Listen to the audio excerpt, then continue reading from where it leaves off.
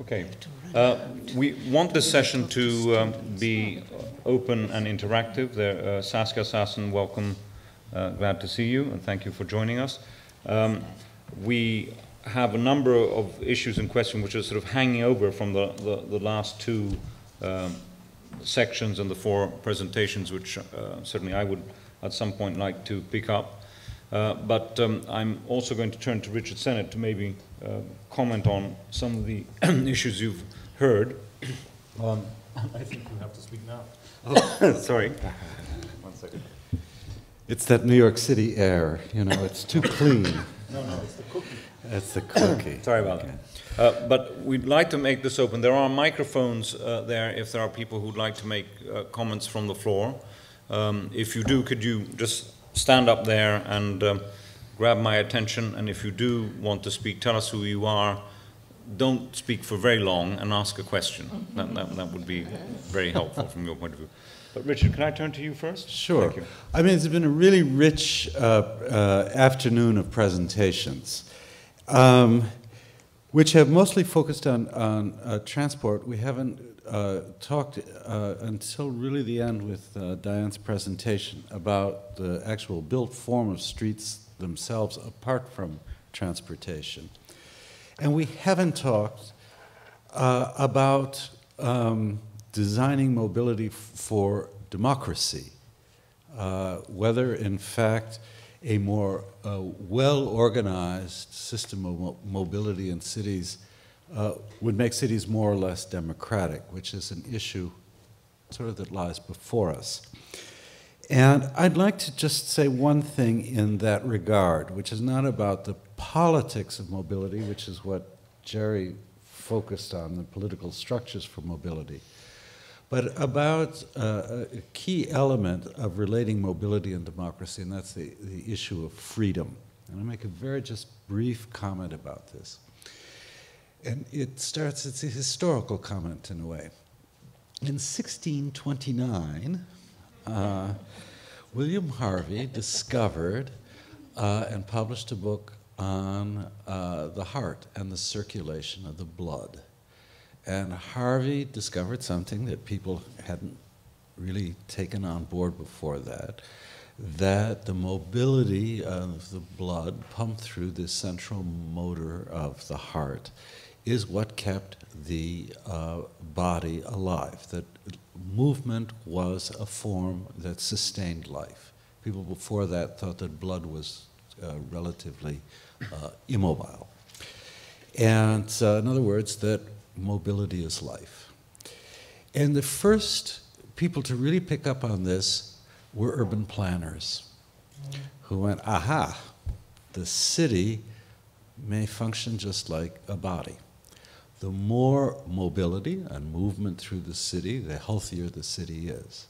And just the way the blood has to reach be connected from the heart to the nether tips of the fingers, so too all the elements of the city have to be connected for it to be healthy.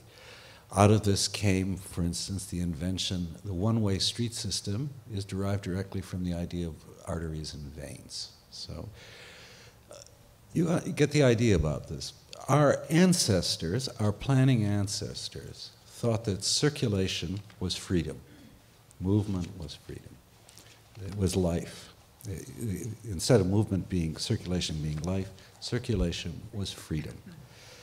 And that notion of being free to move is something that modern capitalism, and particularly modern urban capitalism, and even more particularly modern urban capitalism that's based on transport, like the automobile system, has exploited.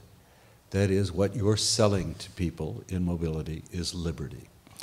This came home to Saskia and me when we had dinner last year with Mr. Tata, the head of the Tata Automobile Works, who is designing for India, for some of those streets that Ricky showed us, a Tata Mobile, which is about a $2,500 two-stroke car so that people no longer have to drive. And he plans to sell 40 million of them. And you know, I did the usual, you know, green lefty, how could you sort of thing to him. He said, well, I'm selling them freedom. You could walk in the mud of Calcutta or of Mumbai. You could be pulled by one of those little hand carts, or you could get into my Tata Mobile, and you would feel that you had bought your freedom. So I think one of the issues about this, I tell you this long story, because I think one of the issues about this that we have to take on board is that by having the kinds of transport systems that you, Fabio, want, that we are politically saying that the movement is not a good definition of liberty, that restrained movements, making people go slower, forcing people to get out of cars. That's why Ricky and I were so involved in transport, in congestion charging. People don't like it, but it's good for them. So that I think this is a subject where it isn't that our enemies have, in a way, got the politics of liberty on this. Let them travel anywhere they want to go, whenever, how fast. You know, the open road, that's liberty. And that's a very deeply embedded idea of liberty, and that's why we believe, if you were a political theorist, which I do not recommend, you'd believe that human beings are rights-bearing subjects, wherever they are. So you should be free to move everywhere. But this subject poses just the opposite, that restraints on liberty are necessary for other reasons, and that, that managing mobility so that it's less free produces another kind of social good. So that's what I'd like to throw on the floor for more discussion. Edgar, you want to comment on that? No. Yeah? No. John? I think John it's first, then Edgar, maybe? Yeah. I think it's a really interesting point, and it was why I thought it was brilliant when Mayor Delano in the city of Paris coined Vélib', which was to combine the concept of bicycle and freedom. And I think it's partly, you know, it's people who have experienced extreme congestion and the fact that a car is not freedom there. To understand that, you know, it's a different way to move and it frees you from some of the burdens of car ownership. But it also frees you from the burden of ownership as a public system. And I think in New York, it's, you know, that kind of system, I think, will resonate because it's just hard to own things in the way that we live in New York, in small places, often without elevators. And it was interesting that, you know, we're the biggest market for Zipcar in the country for car sharing, who had its initial public offering today. But think a little more like a Marxist about this. If you're a poor Mexican who has to drive, you know, get to work, you're living in the outer boroughs and you're working in the center of the city, one image of freedom for you is being able to get in your car whenever you want to, drive in. You know, that means you're more personally empowered. It may be, but that person is mythological. Poor Mexicans aren't driving into Manhattan. Right. But I'm saying to you, they have, like Mr. Tata's 25 million consumers, it's there. I don't think what I'm saying to you is there's an unreality about saying that mobility is a form of democracy. It's not. It's a form of liberty, absolute mobility, which is something different. Edgar, and then Jerry. Sure. I mean, it's a provocative idea, but I think that, you know, for me, and going back to some of the remarks that I've made and some of the other references to other cities, it seems to me that that the ideology that Richard is speaking about pertains to a particular imaginary of the city that, of course, drives real estate investment, the way government sees things, and so on. And much of the way in which mobility is framed has a teleological understanding that there's a certain trajectory that's available to all citizens and that you're moving from this point to that. And, of course, at some point the car becomes the embodiment of that trajectory and the confirmation of it. The truth, though, is that if we look at scale, And this is the key question, is what is the real city? And let's go back to Jerry's point around scale, around numbers and so forth, in terms of the democratic element, that there is a calculus at work in what people value differentially in terms of what capacity of freedom they can exercise. So whether it is the right to have a child in a good school, or whether it's the right to have access to ARVs if you're HIV prevalent, or whether it's the right to have access to affordable and safe, so these are indivisible in a way. So to posit the argument in the way Richard is doing, that we're sort of equating mobility with freedom, is somewhat problematic in a context where a whole range of different socioeconomic rights are absent, and that people are very clear about the negotiation that has to be made to exercise citizenship in accessing these different things.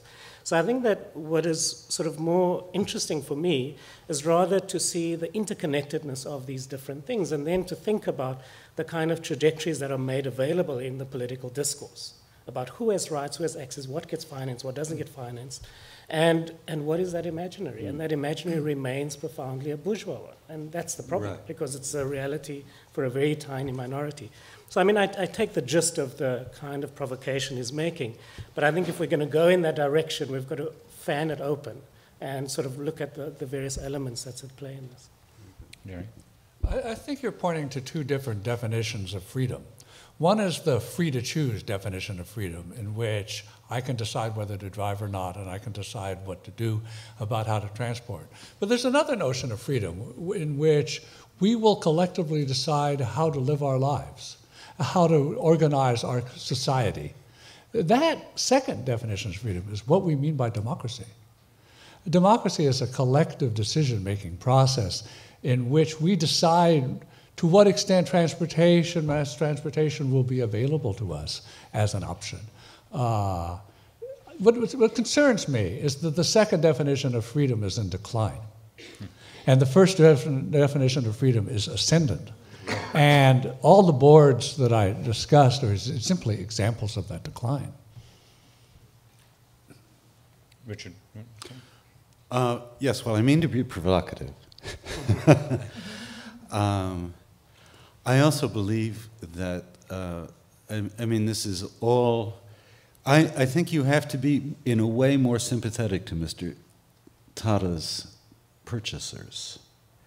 That there is an issue, and it's a class issue here, about who is being mobile, what it means for, as with the citizens in Seattle.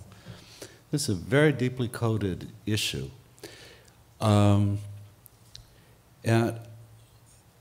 what I think we need to just take on board about this is that oftentimes the phenomenon of movement is something that we sort of take for granted as a means to other ends, but it carries a lot of politics in it. A very bad form of unfreedom of this would be, for instance, if you lived in a Chinese city, you need a passport to go live in another city. And the Chinese, they would say, yes, I want to be a rights-bearing subject. I want to live where I want to live. That's a positive side of that. But what I just put to you is that we're living, just as I believe the same thing is true, that eventually we're going to have to impose carbon budgets on people who fly in airplanes.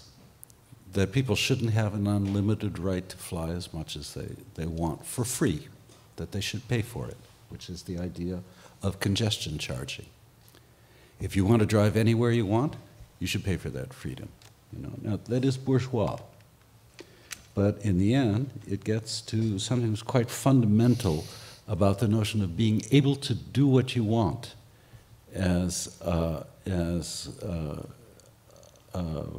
this is a self-destructive form of mobility, in my view.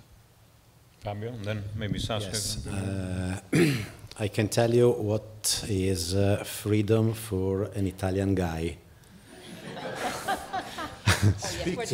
is to have an individual car when he can have a license driving. This is the problem. Right. But joining many individual freedoms when you have a lot of cars inside the cities. The result is a lack of freedom for all. Right. So, this is the idea of the public individual transport. Because if you need to go from the outskirts to the center of the town, usually you have in the center of the town a well-connected network.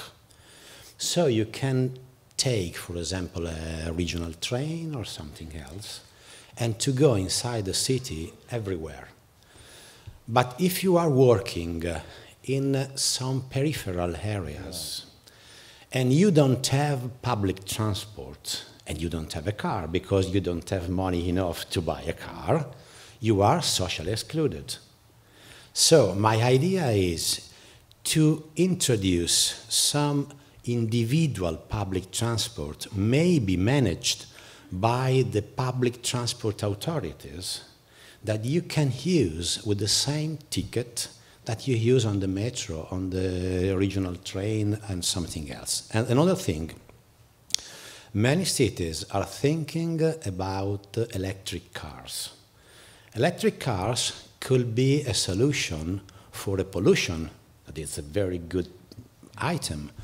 But if we change thermal engines with electric engines with the same number of cars, nothing will change in terms of parking lots, parking place, and so on, and congestion. So, if we use individual public transport with an average of 6 or 7 times for each vehicle a day, we can cut off in a city like Milan or Rome or Paris 300,000 movements each day. So this, in my opinion, it could be a good solution. It's not a panacea, of course, but could be a solution. It's interesting that at the moment in London, the current mayor, who is running for re-election in exactly a year from now, is beginning to allow different types of vehicles to come in under the threshold of the congestion charge, i.e. to go in for free, as long as they don't emit a certain amount of polluting emissions. This means that families like my own might end up buying another car in order to slip in and go in for free. Now, I'm trying to resist that, and it may cause divorce. But those are the sorts of issues which say it's not a question of freedom. The only thing missing in this part of the discussion, perhaps, was the important contribution by both Tim Stoner and Fabio in describing the physicality of the environment. And again, Edgar's initial point about the fact that the low-density culture, which is historic and endemic in the South African model, but also in other models here, and just does not allow any of these systems that even you're talking about to become really viable. I mean, as a political notion. I know Saskia might want to comment on some of these issues in relation to the sort of how the debate has actually changed as to what the solutions are in terms of personal car use or sort of the technological resolution to this. And then Tim, I'll bring you in. Okay. Well, I must say, I apologize, but I was caught up in classes and things, so I just arrived. Which means that I'm going to take this title of the conference literally. Huh? I don't know if people talked about all of this, but I think it's a beautiful title. It is incredibly dense. Some turned it round, as you can imagine. Some like Jerry turned around, talked about the opposite. But all right, that could also be the case. But designing mobility for democracy, very important. You throw in that the role of cities. It really is a very dense title. And it's very provocative in many senses. So I just want to touch on a few things and maybe also comment on what I had said I would. Yeah, right. So there is a whole movement in Guatemala City that is about mobility. It has nothing to do with cars. It is about women who want to take back the street so that they can walk shop, take their kids, whatever. That is one thing. And there are many such examples. There is a movement in Buenos Aires called Rally Conurbano, which every now and then, on a weekend, on a Sunday, on a Saturday, it's typically a Sunday, will take people from like the shanties around Buenos Aires who work in the city, but avoid whole neighborhoods when they go to their posts of work, because that's like private space. It's not private, strictly speaking. And so the purpose of these activist architects is to walk with these people straight through the straightest line that takes you to your job, which often means walking through neighborhoods where those people are sort of almost seen as if they were illegal immigrants, you know, in that neighborhood. I don't think I need to elaborate in this. Now, to me, those all are issues of mobility. And one could go on and on, certainly when you take the perspective of women. Not that that's the only perspective here. Children, I love that what you were saying. You know, the child school to the school, whatever. You know what I'm talking about. the walking school bus, there we go. I think that is great. Now, mobility. You know, mobility, you can have enormous mobility and you're circulating around a fortress, you know, like the Embassy of the United States in central London is this implant which looks like a mini Pentagon almost. Now, you can circulate around it, but clearly there is something about that presence that subverts the whole notion. So if we think of certainly of mobility for democracy, it immediately hits you in the face. It is interesting to put this broad subject of designing mobility for democracy in the context of cities, because cities kick up all of these contradictions. I mean, it's quite extraordinary. So cities make both visible the interruptions, the oppressions, the security zones, etc., and the possibilities for circulating. So clearly circulation, mobility, and I think all the panelists hinted at it, they are very ambiguous words. You know, you need to mark them. That is why I like mobility for democracy. Now, in the context of the city. Now, then when you think about a couple of things, one is literally, what could that mean, mobility for democracy? To me, the two examples that I mentioned, Guatemala City and Buenos Aires, you know, the Rally Conurbano bit, they begin to hint at what a mobility for democracy might mean, and it does not come through the vector of the best bus, etc. You know, it is the sense that this is a zone where I can move, where I can, you know, do whatever it is that I'm that is not correct, but through which I can move. And then I think of immigrants. I don't know who said, you know, Mexican immigrants, yes, they drive into Manhattan. I'm thinking of them living in the suburbs here or in some neighborhood in one of the other boroughs. I'm not thinking from Mexico City, clearly. But they often drive, you know, they have informal transport systems. So that's the other vector that cuts across these issues, is that the determination of people when they have to be mobile in spite of everything. And there are really, once you leave sort of our types of cities and you move to other kinds of spaces, it's quite extraordinary how they construct the instruments for their mobility. So much, you know, my 2 or 3 minutes on this notion of mobility for democracy and then how the city can help that. And I hope that I managed to communicate something.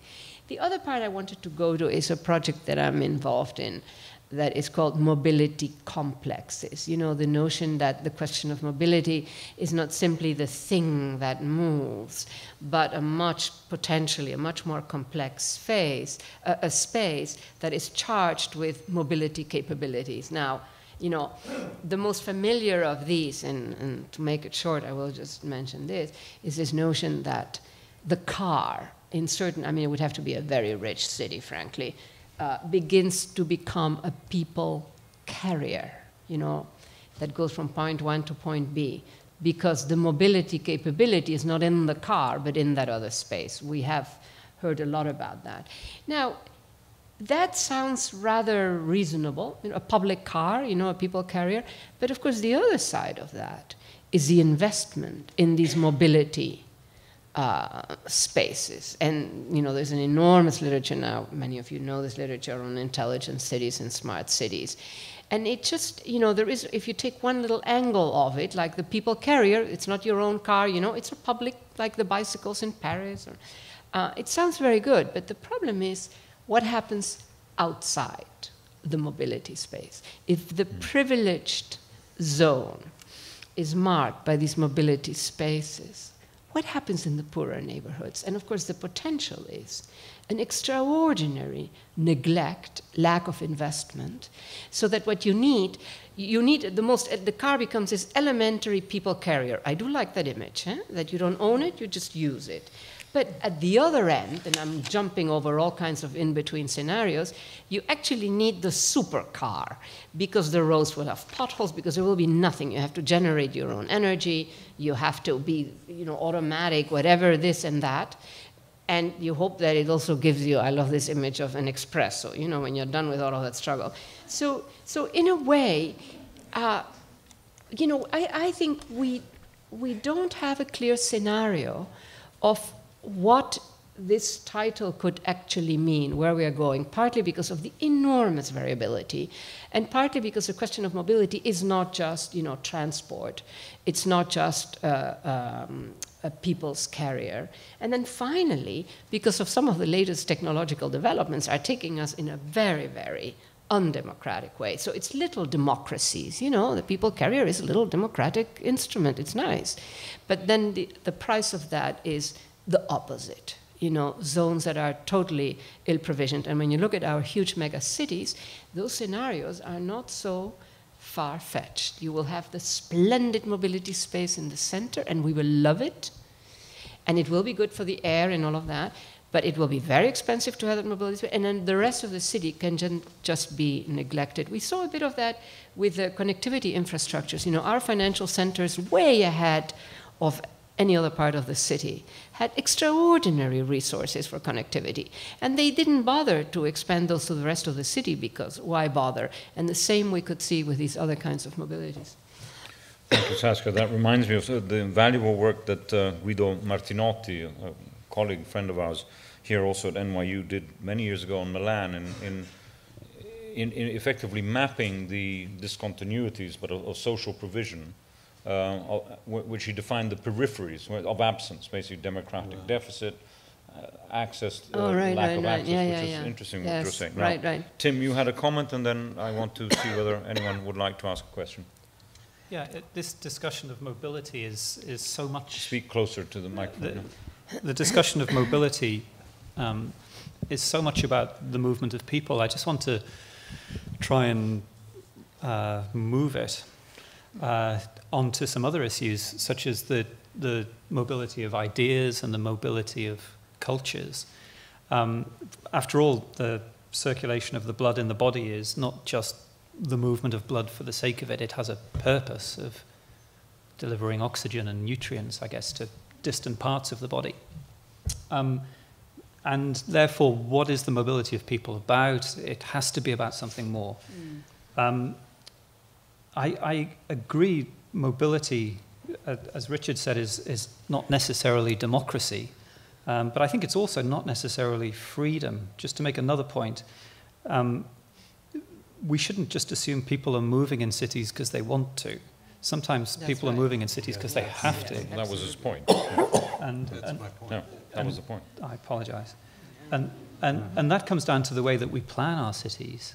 And for as long as we persist with, I guess, the heart analogy, to assume there's only one place people are wanting to go, that will be a problem. We have to create hearts, multiple hearts for cities, multiple centers at multiple scales, because that's actually the reality of the way that cities work. Thank you. Are there any questions from the floor? Okay, first you, and then the next person. Yeah, go ahead. Hi. I would like to thank certainly the Institute for Public Knowledge for putting together such a kind of esteemed and sagacious panel. I think it's fantastic that you're all here. I'm a professor at NYU. My name is Dr. Mitchell Joachim. I actually did my dissertation on a subject just like this at MIT, where I was in the Smart Cities group. I've seen many of you talk before, and I'm familiar with the work. So I'm going to keep my comment short and more directed on something more recent. I think that's absolutely vital to how we understand about the issues of mobility and freedom in cities. And that's not technology as a silver bullet, but new forms of, or new shades of freedom, to speak to, I guess, Jerry, the lawyer, who seems to be able to define freedom and democracy. But there's this kind of sense of freedom 2.0, which is coming through a different generation that's used to things like Facebook and Foursquare, and kind of having an identity with a super system or a super organism that lets you know where everyone is in America at any particular time and where all your friends are. We walk around with these electronic devices. Well, there was an article in The Onion that gave Mark Zuckerberg, the head of Facebook, the FBI's highest honor as an analyst, because they couldn't have never figured out how to make sure we get a hold of every American and all their friends and where they're located all the time. 500 million people. And the question is? Well, the question is, yeah. Sebastian Thrun presented the Google car. And this is it could be a shared ownership device, could be electric. It's a driverless vehicle. And I think that radically changes about how we think the space of the city. Not that one silver bullet could solve it, but what do you guys think of something like driverless vehicles? Because they're real, I was in it. It's pretty fantastic, and you may have some comments about it. Okay, Thank you. let's park that. There might be some comments as we wrap up. Do you have a question? Oh, yes, I was just wondering, because you were talking about lines of sight and such. I'm a freshman here at NYU Gallatin, and I was wondering, is there an optimal street plan for if you were designing like a city from scratch, or are all cities unique, and does the street plan depend heavily on the culture, the geography, the history of the city? That's a good question. I mean, that may take a long time, and a slide projector that works to answer that. Yeah, Mike Cohen. I'm wondering, this conversation has largely, with the exception of Edgar's presentation, really not focused very much on very poor cities. And even the image of the city that Edgar presented wasn't such a poor city. And so it seems to me that with all these conversations about, for example, deficits in infrastructure and water and sanitation, we have similar deficits in means of mobility for billions of people. So the question that I would have is, how would the panel think about this in relationship to the distributive implications of what's being said? The distribution of mobility as critical as the form and the efficiency of mobility, and how does the differential access become a critical factor in income distribution and welfare and all those kinds of things? Okay. I'm new to this technique, so I mean, we could go on for hours with this cue, but do we want to try and respond to one of, okay, you give us your question, then maybe we'll pause. And then we can just well, it's really sort of, it winds up being a follow-up on the previous comment, which is that we're in a world with relatively limited resources and a growing population. Cities are mechanisms by which people control resources, among other things. Democracy is a method by which we control the distribution of resources. So designing a democracy seems a requirement for an effective city. We don't have one at this point, as was quite well pointed out. There are lots of other ways in which resources are being distributed in non-democratic ways, and that's what's affecting why our cities work the way they do. Thank you. Let's just pause for a moment. So take a seat, but I can see you there. If we have time, we'll go on. Perhaps a number, I mean, if we link these last two questions and ask Edgar, Richard, Mary, also Jerry to respond to this. Richard, a few months ago, there was a session, in fact, with Saskia and others at the LSE where this last issue of resources was taken up in the big debate about sustainability and what one does. And you talk strongly about the need to link this to a vision of current capitalism and the need to just reduce consumption. And do you want to maybe connect that to the last comment made? And then gosh, Mike, we'll be here all night. I mean, I think we have a different kind of discussion about resource distribution, mobility, obviously, than we'd have in New York than we'd have in Johannesburg. To me, when I think about that issue in developed cities, what I think about is the fact that Gini coefficients are growing we don't quite have the numbers, Edgar, that you showed, but we seem to be achieving, if that's the right word, we're getting there. New York is a city that's become really, in the last 20 years, dramatically unequal. So the question, that's a kind of mobility.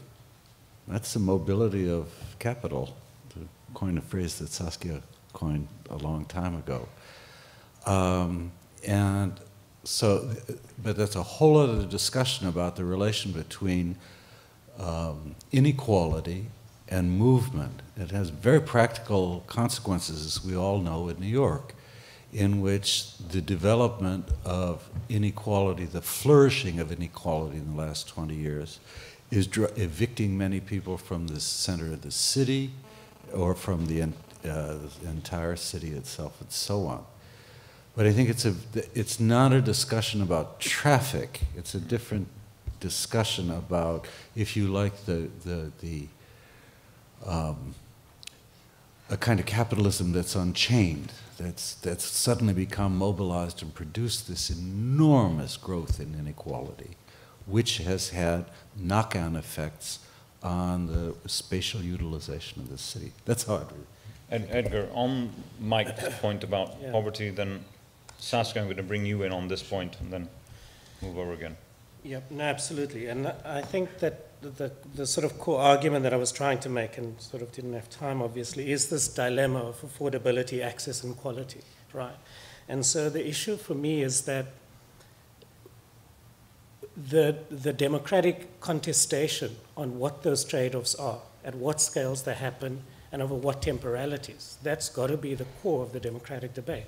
But if the informant of that isn't an engagement with a real city, i.e., what the status quo is, how people actually manage what the compensatory mechanisms are, as a direct informant of how one thinks about how things can transition and who bears the cost of that and in what ways, then that democratic contestation will be impoverished. And that's the problem. So most of the contestations happen with an aspirational agenda, very much driven by the kind of new kind of gospel, as I called it in the presentation, around what's the ideal combination of integrated transportation system. And the truth is, South Africa's got a GDP per capita of $4,500 US. Most sub-Saharan African countries are below $500. The US is at $45,000 per capita, right? So you just can't have the same conversation when you have such extreme disparities of wealth combined with state capability and the incapacity to have an imaginary about transitions. And that's the core question. So for me, linking it back to the question about designing democracy, there's a fundamental question about how do we design institutions that can facilitate the democratic contestation in the way that Chantal Mouffe talks about as conflictual contestation, and not necessarily about reaching consensus, but building up enough pressure in the system to confront the society with what is it willing to abandon in the democratic project, because that's the fundamental question. It's willing to abandon way too much. And we can only shift that if we can force this discussion in a much more precise way about what this triangulation is between affordability, quality, and access, in my view. Saskia, I think on this point, and then Jerry, I'll bring you in. I sort of completely agree with what you just said. I just want to come back to a couple of issues. One is I love the question of the young freshman, or the old freshman, I don't know, I can see a bit freshman. You know, what other designs? I think, yes, I think we are coming out of a certain kind of political economy which creates a certain type of shape, you know, in terms of distribution of activities, of jobs, of people, and not to mention use of resources. So we need to rethink. And I mean, one sort of framing which then intersects with the sustainability question is we need to relocalize a lot of production. We have a vast amount of unnecessary mobilities around the world. I mean, there is such a long list of ridiculous examples. You know, probably by now some people are familiar. So the UK exports 10,000 tons of milk to France. It's not even British cheese. It's just milk. And guess what? France exports 10,000 tons of milk to the UK. Again, not even cheese. You know, cheese. Now, there are economic sectors, intermediaries, the lawyers that gain from that. You know, the truth of the matter is we need some radical reshufflings. And the master image for me, it's distributed systems. So relocalizing production, relocalizing activity. That is one version. The other one is decentralizing. I love centers. We can keep centers, but we don't need to have all the jobs, in centers. We really need multiple neighborhood sub-economies where people can walk to their jobs, etc., etc. Yeah, well, and there is so much more to be said, but I'm running out of time. I have to leave. Jerry? I'm really sorry, but So, mobility, yeah. I have a bunch of students waiting for me, so it's serious stuff, when you invoke students, Jerry, that's go on. always good. so I think distribution is at the heart of the matter, and when you listen to the South Africa case, the problem of financing an adequate system in a poor country is just overwhelming. But in a rich country, we have a distribution problem too. So you hear the story of Seattle, of building a light rail funded by property owners that goes to Amazon and to the Gates Foundation. And you think, we have a distribution problem here, and a financing problem, and an organization of how we can finance and build distribution centers. So if this is a fundamental question, then no, there's not a single plan. We're not going to build a lot of new cities as the world. We have a lot of cities now, and what we have to figure out is how to organize them and design with them in mind, not create them from scratch. Now, it is just after 5 o'clock, and I know there are other questions, but we do really need to, after 4 hours of conversation, wind up. I mean, obviously, I'm left with a lot of questions, and that's the point of these events. I'm pleased to hear Jerry Frug say after 4 hours or 3 hours and 58 minutes that we've got to the heart of the question. That's good. That we're moving in the right direction. I think that's significant. But I'm sort of left with a series of important questions, which is how I want to wind up, not to ask for answers from them, but I'm wondering, okay, Fabio, what is this perfect democratic city that deals with time in the way that you think? No, I'm not asking you to answer. You can't answer. No, I'm wondering what Tim's perfectly shaped city, which has linear axes but exciting things happening at the edges, and as you turn left and right, you sort of discover new worlds. I obviously want to ask Jerry, okay, you changed the board of management and the directors of all these boards. What then? Are we going to get a different shape of city, a different system of mobility? I'm sure it would be different. It would be interesting to think about that. And of course, for the two people actually in charge of making cities work, John and Diane, I'm left wondering, why is it you've been able to make these changes, which 10 years ago others couldn't? It's the same city, more or less the same sort of people with the same sort of DNA. And I think all those questions rightly are hanging in the air. And then I realized, yes, there's an answer, isn't it?